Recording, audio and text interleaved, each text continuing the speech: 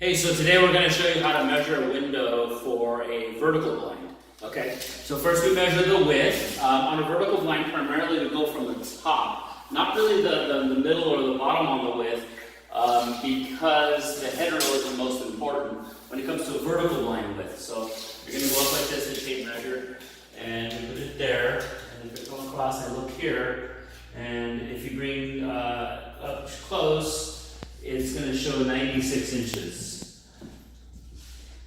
And that's the inside window measurement for this window. And then, what I'm going to do is I'm going to go this way. I'm going to go the height on 3 places at least. So this shows 39.25. This one's 39 and 3/16. So we got to go down. That's 39 1/8. And then this one is, wow, it's much greater. It's 39 3/8. So we're going to show close up.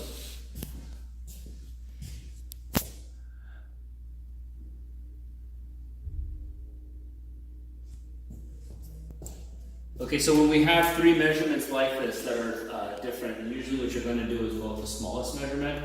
But because this is 39 3/8, this one is 39 1/8, and this one is 39 1/4, we will go with the smallest measurement, which is 39 1/8, and that's to ensure that the vertical blind slats don't rub on the bottom. Like, see my tape measure here? So they don't hit. You don't want the slats to hit, and then when they draw it across, it doesn't rub on the bottom, okay? Thank you very much, and take care. Bye-bye. Please like our video, subscribe to our channel, and select the alert notification so that way you guys can see any new how-to videos we have coming out. Thank you.